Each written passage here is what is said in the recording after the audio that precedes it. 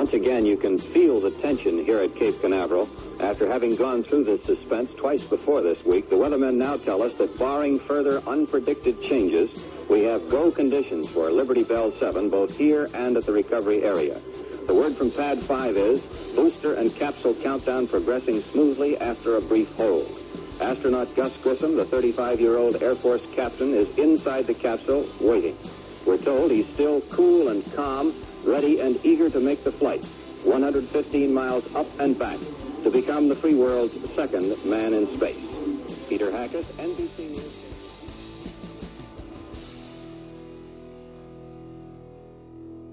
Hello and welcome. This is Michael Annis, and you're listening to episode 27 of the Space Rocket History Podcast.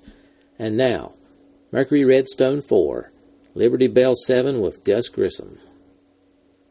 Mercury-Redstone 4 was the fourth mission in the Mercury-Redstone series and the second U.S. manned suborbital flight. The mission was essentially a repeat of Alan Shepard's Freedom 7 flight. So, you may ask, why was it necessary to launch another suborbital mission? Why not proceed with an orbital flight to match the Soviet Vostok 1? Well, among other things, the U.S. needed more space experience to corroborate the man-in-space concept.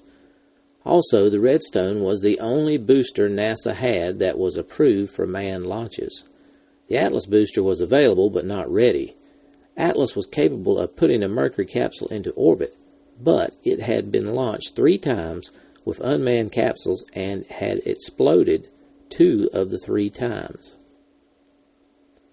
NASA's objectives for Mercury-Redstone 4 were to familiarize a pilot with a brief but complete space flight experience, including liftoff, powered flight, weightlessness, atmospheric re-entry, landing, and to further evaluate a pilot's ability to perform as a functional unit during spaceflight, demonstrating manual control of the craft during weightless periods, using the spacecraft observation window and periscope for altitude reference and recognition of ground checkpoints, and studying man's psychological reactions during spaceflight.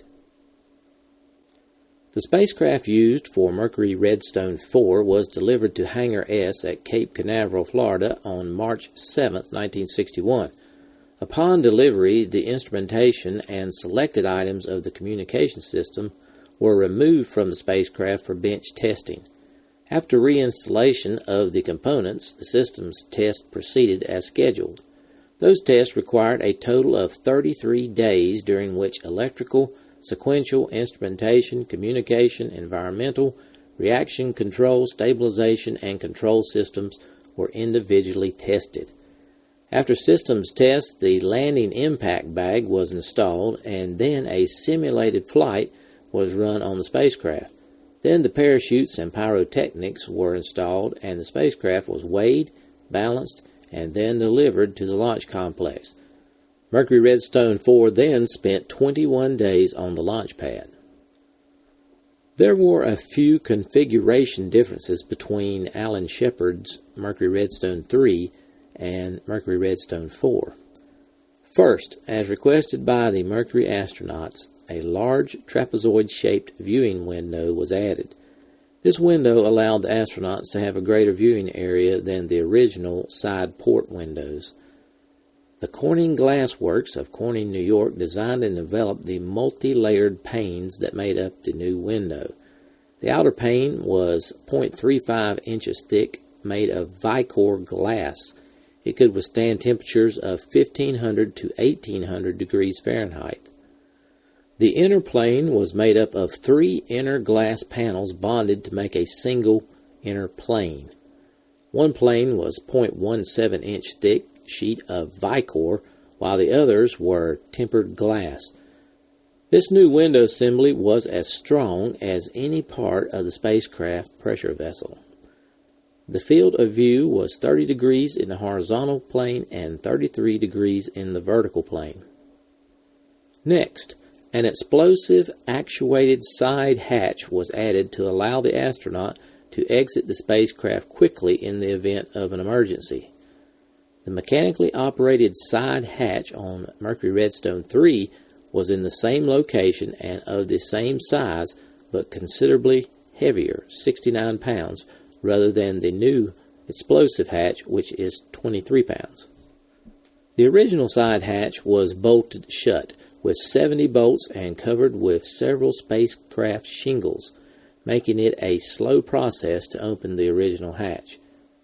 The original exit procedure was to climb out through the antenna compartment after removing a small pressure bulkhead. This was a difficult and slow procedure. Removal of an injured or unconscious astronaut through the top hatch would be nearly impossible.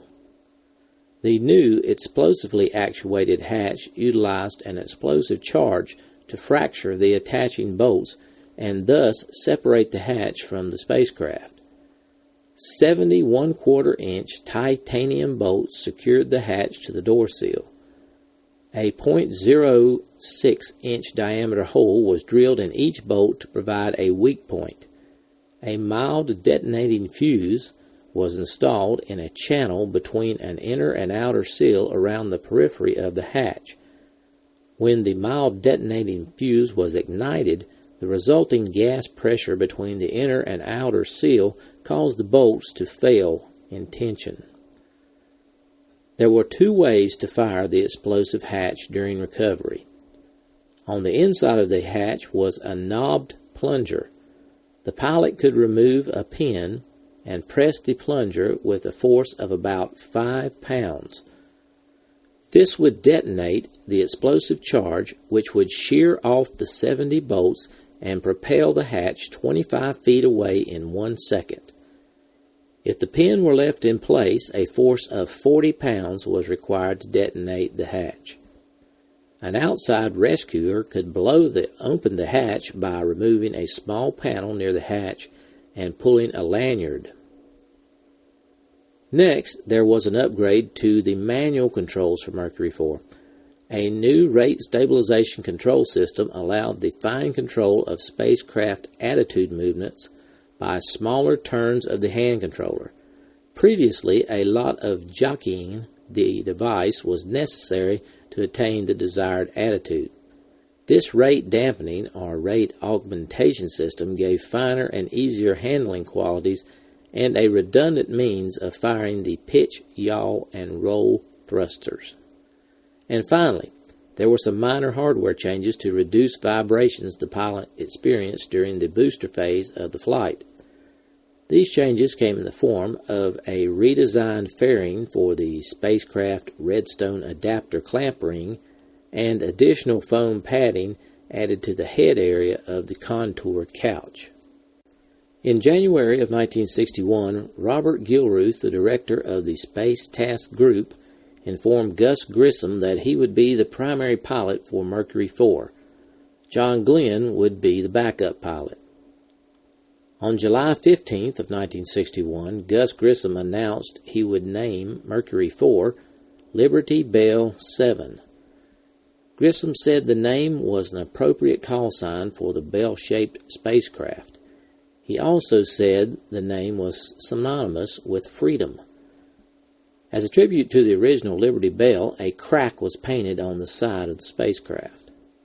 The launch was originally scheduled for July 18th, but was rescheduled to July 19th because of unfavorable weather conditions.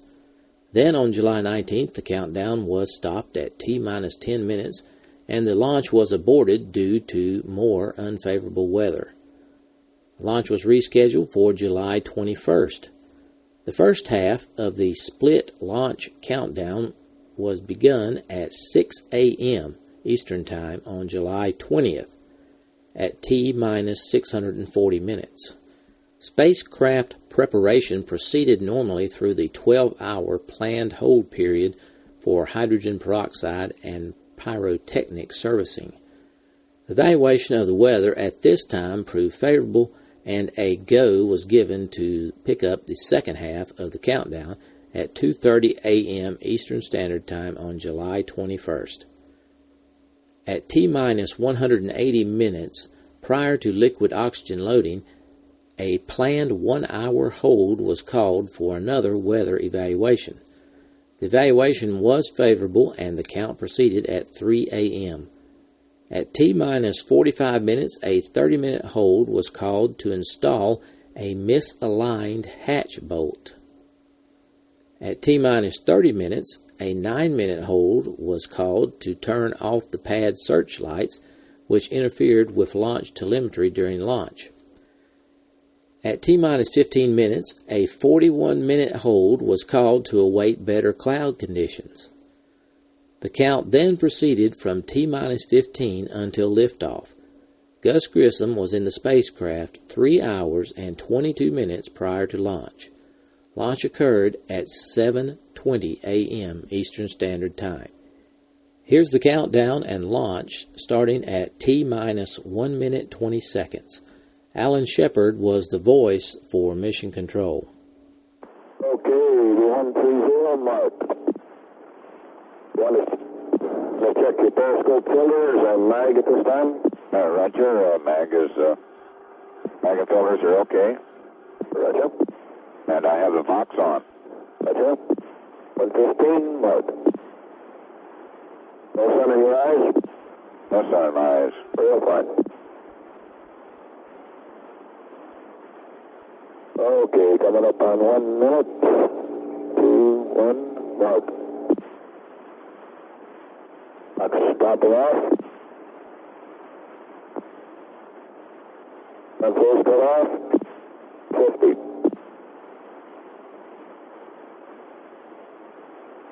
35. 40. Okay, have a good trip, Dad. We'll see you below. Roger. 35. Firing command. 30 seconds. Fast speed. Okay, periscope is in. 23 amps. Let's pressurize 20. 15.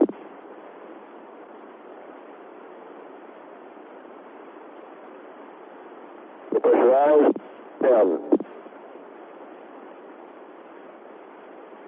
5. And drop. Ignition. Liftoff. Roger, this is Liberty Bell 7. The clock is operating. Loud and clear, Jose. Don't cry too much. Okie doke.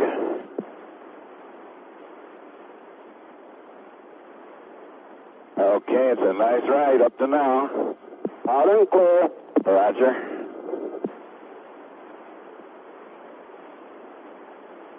Okay, the fuel is go, about 1.25 Gs. Cabin pressure is just coming off the peg. The oxygen is go. We're at 26 amps. Roger, pitch AA, trajectory is good. Roger, looks good here. Grissom later admitted at a post-flight debriefing that he was a bit scared at liftoff, but he added that he soon gained confidence along with the acceleration increase.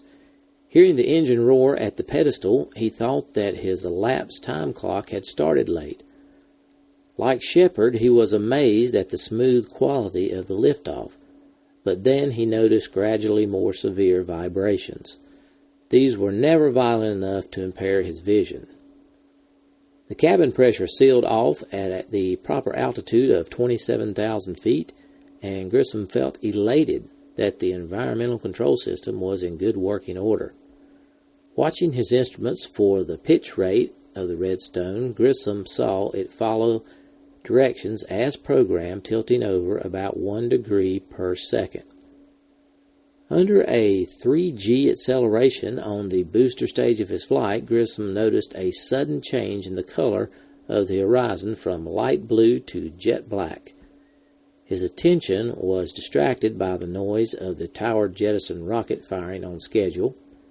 He felt the separation and watched the tower through the window as it drifted off, trailing smoke to his right. At 2 minutes and 22 seconds after launch, the Redstone Rocketdyne engine cut off after building a speed of 6,561 feet per second. Grissom had a strong sensation of tumbling during the transition from high to zero acceleration, and while he had become familiar with this sensation in the centrifuge, for a moment he lost his bearings. The Redstone coasted for 10 seconds after its engine cut off. Then a sharp report signaled that the posigrade rockets were popping the spacecraft loose from the booster. Although Grissom peered out his window throughout his ship's turnaround maneuver, he never caught sight of his launch vehicle. Here's what it sounded like. Oxygen is go at 25 amps. Roger, we are go here. I stand by for cutoff.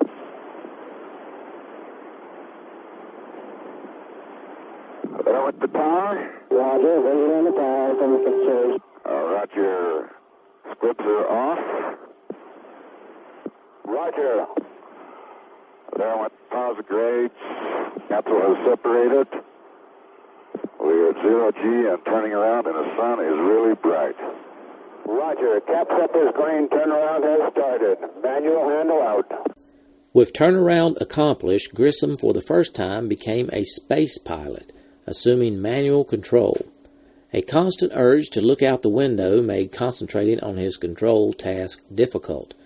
He told Shepard back at Mission Control that the panorama of Earth's horizon was fascinating. His instruments rated a poor second to the spectacular view. Turning reluctantly to his dials and control stick, Grissom made a pitch movement change, but was past his desired mark. He jockeyed the hand controller stick for position, trying to damp out all oscillations, then made a yaw movement and went too far in that direction.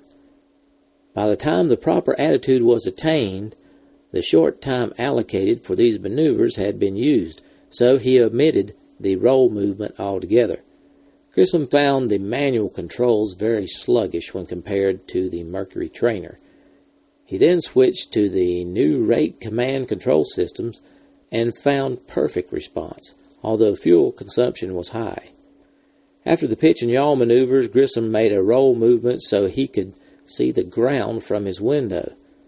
Some land beneath the clouds appeared in the hazy distance, but he was unable to identify it. Then suddenly Cape Canaveral came into view so clearly that Grissom found it hard to believe that his slant range was over 150 miles. He saw Merritt Island, the Banana River, the Indian River, and what appeared to be a large airport runway. South of Cape Canaveral, he saw what he believed to be West Palm Beach. Here's what it sounded like. Manual handle is out. The sky is very, very black. The capsule is coming around into orbit attitude. The roll is a little bit slow. Roger. I haven't seen a booster any place. Okay, rate command is coming on. I'm in orbit attitude. I'm pitching up.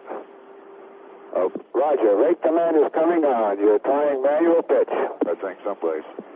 Oh, okay. I got roll back. Okay, I went 2-4 and pitch. Roger, your IP is right on, Gus, right on. Yeah, I'm having a little bit of trouble with the manual control. Roger. Thank you, they're stabilized here. All axes are working all right. Roger, understand manual control is good. Roger, it's sort of sluggish, more than I expected. Okay, I'm drawing.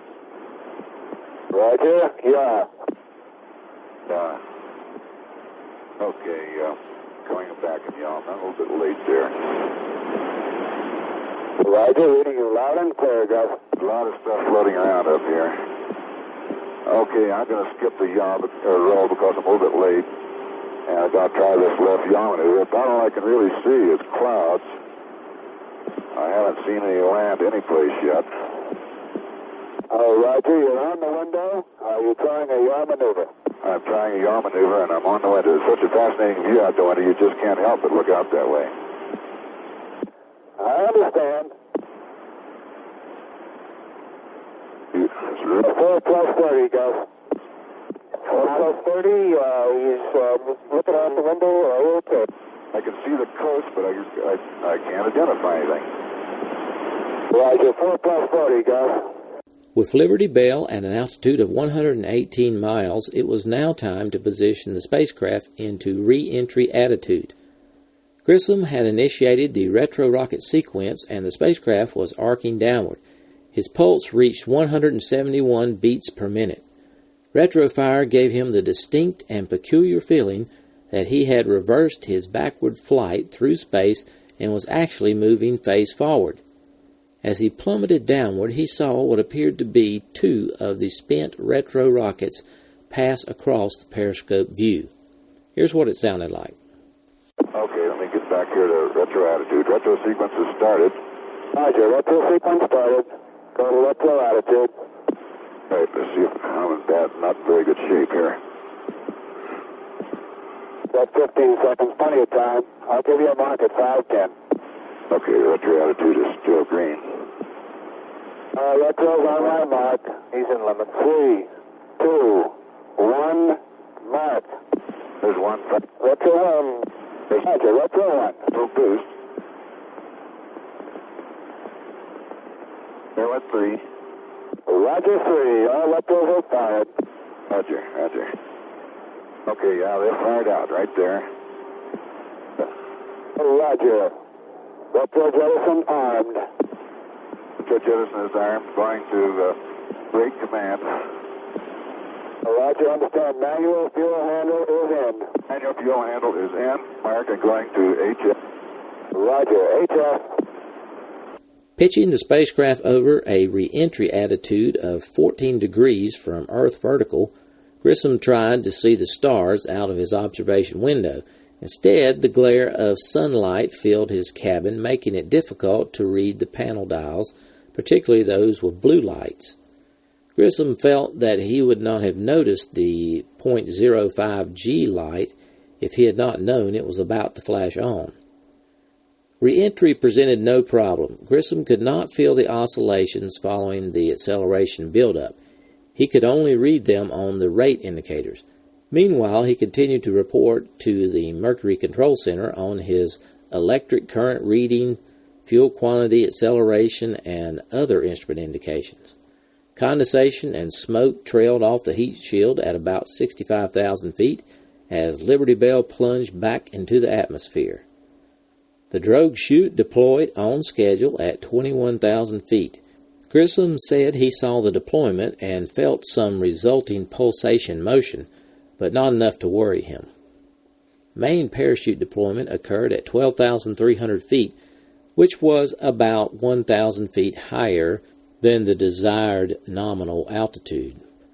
Watching the main chute unfurl, Grissom spotted a 6-inch L-shaped tear and another 2-inch puncture in the canopy. Although he worried about them, the holes grew no bigger, and his rate of descent soon slowed to about 28 feet per second. He then dumped his peroxide control fuel and began transmitting his panel readings. Here's the clip. Got a pitch rate in here. Okay, the G's are starting to build. Roger. G's are building. We're up to 6. There's 9. There's about 10.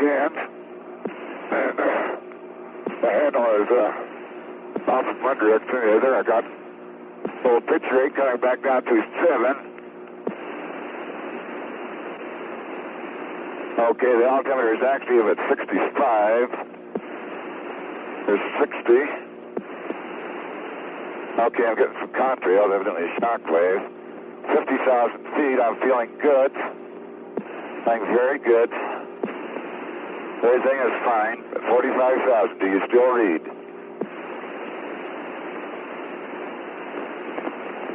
Okay, 40,000 feet, do you read?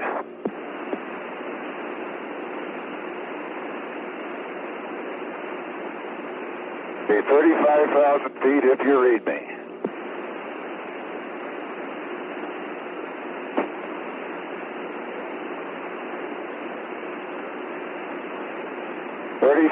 Feet. Everything is good. Everything is good.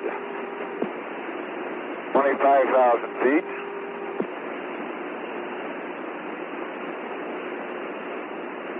Approaching drogue chute altitude.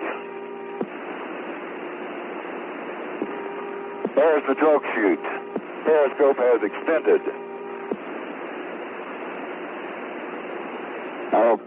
we're coming down to 15,000 feet if anyone reads. We're on emergency flow rate. You can see out the periscope okay. The drogue chute is good. There's 13,000 feet.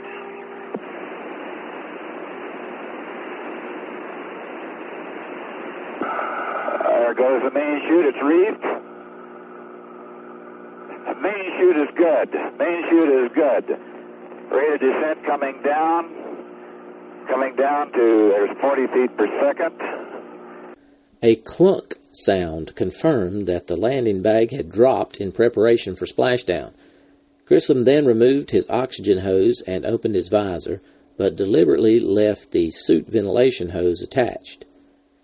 Impact was milder than he expected, although the spacecraft heeled over in the water until Grissom was lying on his left side. He thought he was facing downward.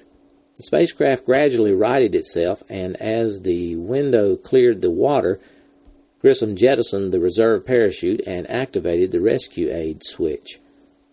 Liberty Bell still appeared watertight, although it was rolling badly with the swells. Here's the clip. 32 feet per second on the main chute, and the landing bag is out green.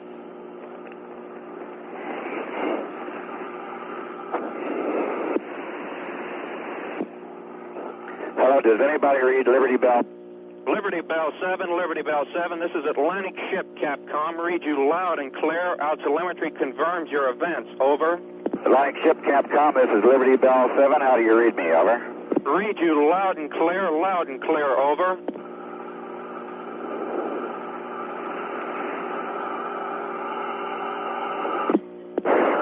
Liberty Bell 7, Liberty Bell 7. This is Atlantic Ship Capcom. How do you read me? Over.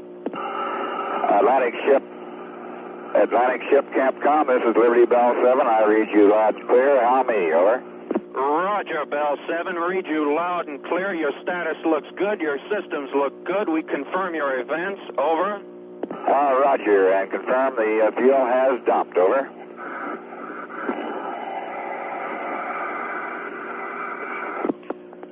Roger, confirm again. Has your auto fuel dumped? Over. Oh, and manual fuel has dumped. Preparing for recovery, Grissom disconnected his helmet and checked himself for debarkation.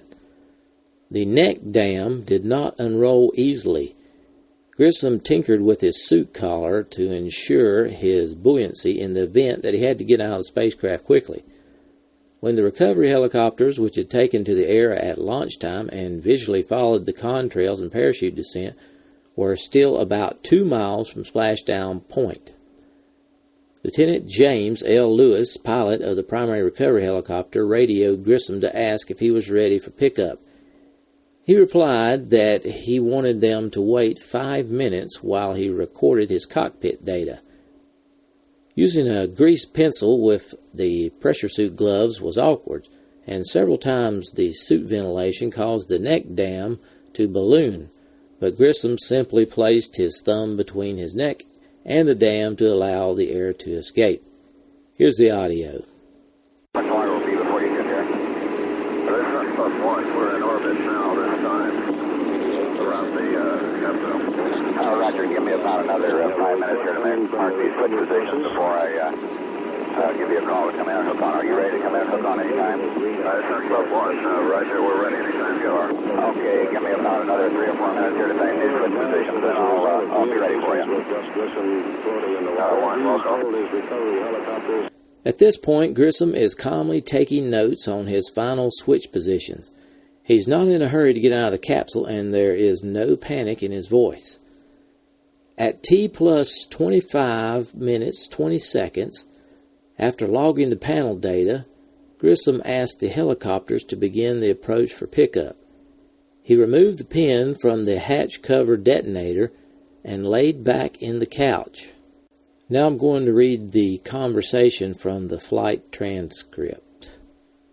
Grissom: Okay, Hunt Club, this is Liberty Bell. Are you ready for the pickup? Hunt Club: This is Hunt Club 1. This is affirmative. Grissom: Okay, latch on, then give me a call, and I'll power down and blow the hatch, okay? Hunt Club 1. This Hunt Club 1, Roger. We'll give you a call when we're ready for you to blow. Grissom.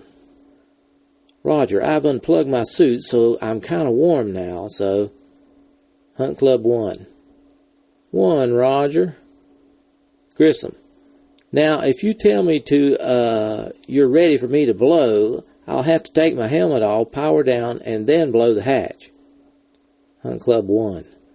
1, Roger, and when you blow the hatch, the caller will already be down there waiting for you, and we're turning base at this time. Grissom. Roger. Now I'm reading from Grissom's flight report as he describes what happened next. Quote, I was lying flat on my back at this time, and I turned my attention to the knife in the survival pack, wondering if there might be some way I could carry it out with me as a souvenir. I heard the hatch blow. The noise was a dull thud, and I looked up to see blue sky out of the hatch and water starting to spill over the door seal. Just a few minutes before, I had gone over the egress procedures in my mind, and I reacted instinctively. I lifted the helmet from my head and dropped it, reached for the right side of the instrument panel, and pulled myself through the hatch. After I was in the water and away from the spacecraft, I noticed a line from the dye marker can over my shoulder.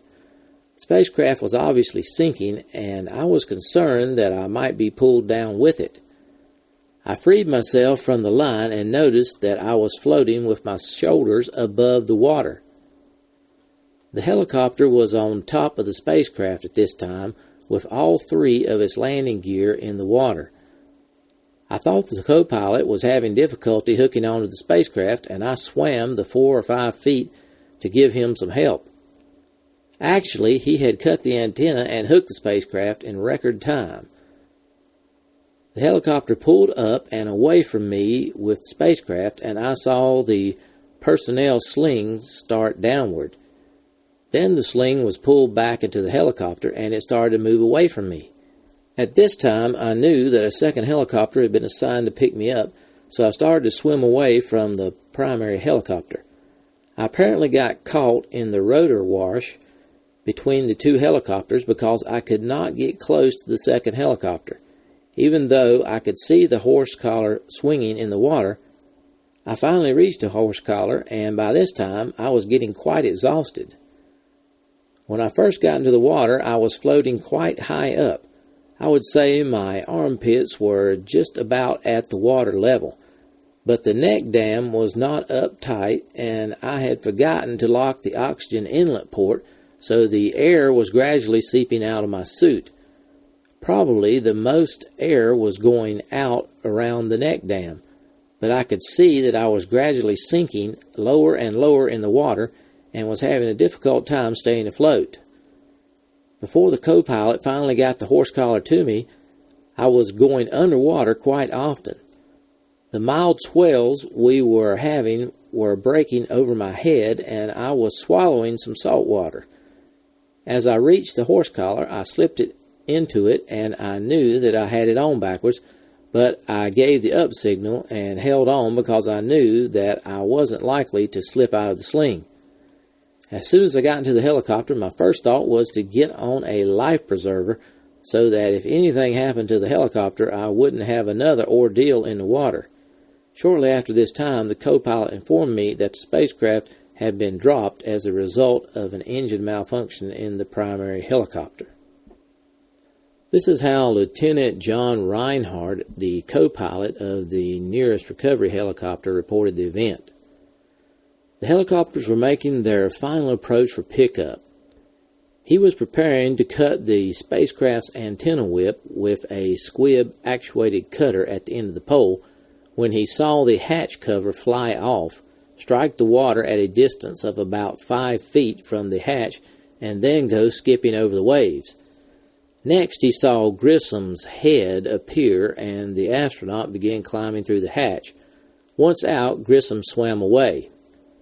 Leaving aside the swimming astronaut, the pilot, Lewis, completed his approach to the sinking spacecraft as both he and Reinhardt were intent on spacecraft recovery. This action was a conditioned reflex based on past experience. While training off the Virginia beaches, the helicopter pilots had noted that the astronauts seemed at home in and to enjoy the water. So Reinhardt quickly cut the high-frequency antenna as soon as the helicopter reached Liberty Bell. Throwing aside the antenna cutting device, Reinhardt picked up the Shepard's hook recovery pole and carefully threaded the crook through the recovery loop on top of the spacecraft.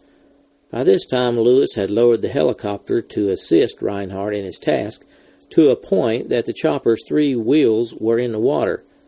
Liberty Bell 7 sank out of sight, but the pickup pole tangled as the attached cable went tight, indicating to the helicopter pilots that they had made their catch.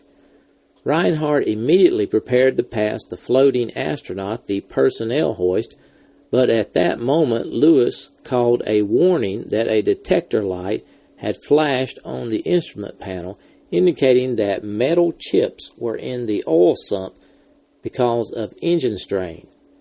Considering the implications of impending engine failure, Lewis told Reinhardt to retract the personnel hoist while he called the second chopper to retrieve Grissom. As the first helicopter moved away from Grissom, it struggled to raise the spacecraft high enough to drain the water from the impact bag. At one point, the spacecraft was almost clear of the water, but like an anchor, it prevented the helicopter from moving forward. The flooded Liberty Bell 7 weighed over 5,000 pounds, which was 1,000 pounds beyond the helicopter's lifting capacity. Lewis watched his red warning light and decided not to chance losing 2 crafts in one day, so he cut loose the capsule and it sank swiftly. Here's a clip of the news report of the flight of Mercury-Redstone 4. Everything about the takeoff and flight is perfect. A bigger window gives the captain such a view he fell behind on his cockpit checks. He controls the flight of his capsule, as did Commander Shepard, something the Russian astronaut did not do. His flight carries him 118 miles aloft and 303 miles downrange. During the 16-minute flight, he hits a top speed of 5,280 miles an hour. Helicopters take off from the carrier Randolph to pick up astronaut and capsule as his parachute is sighted.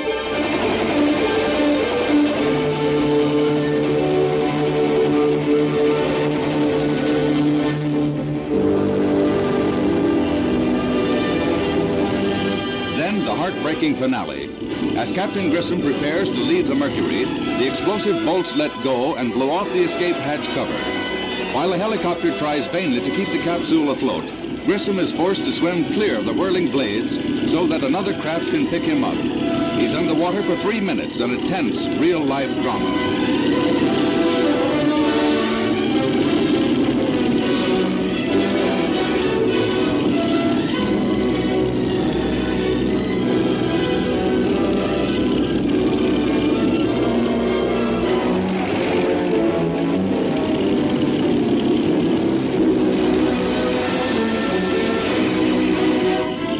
Grissom is hauled to safety in a sling, again emphasizing the fact that concern for the astronaut is always of prime importance in our space program. While he is rescued, the other helicopter wrestles with the water-filled capsule, but the weight is too great. It has to be cut loose to rest on the bottom of the sea 3 miles down.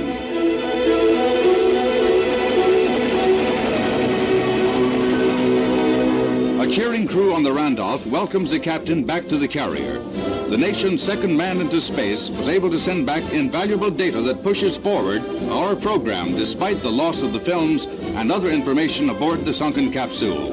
A salute to Captain Grissom, our new space hero.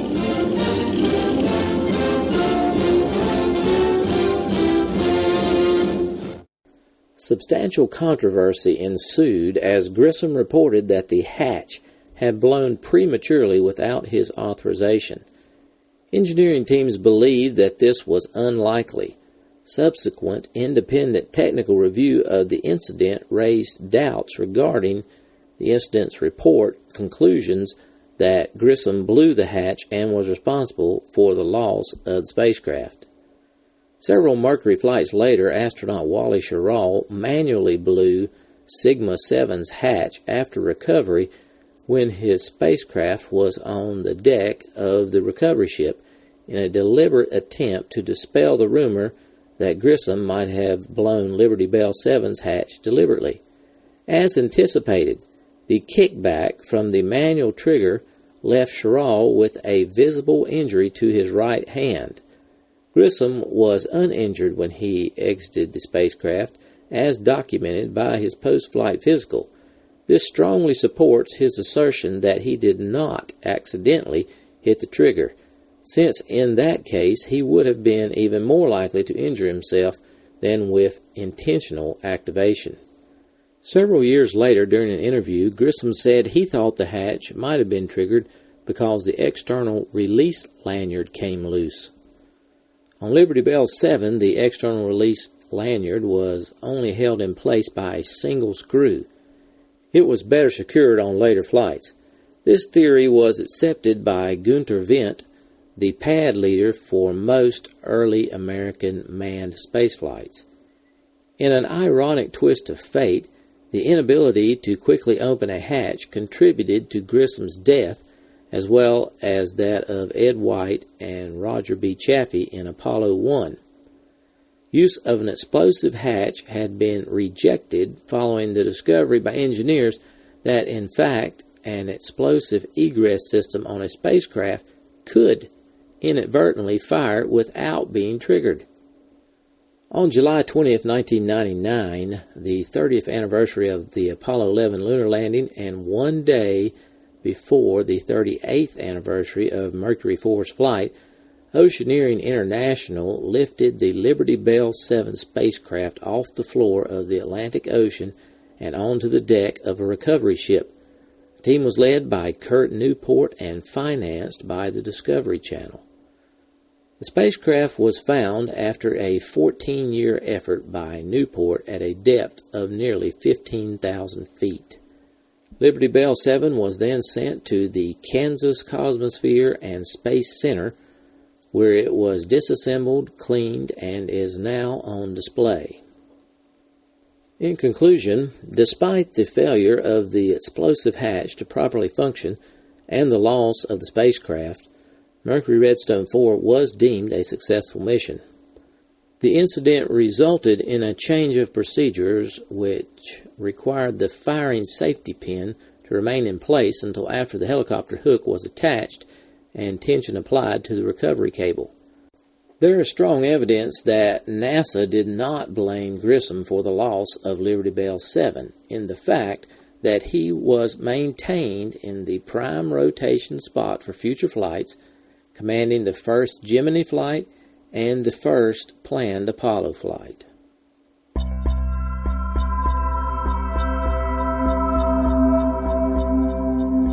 Thanks for listening to this archive episode of the Space Rocket History Podcast. If you are financially able, please support the podcast by going to the homepage, spacerockethistory.com, and clicking on the orange Donate button or the Patreon link. Thanks.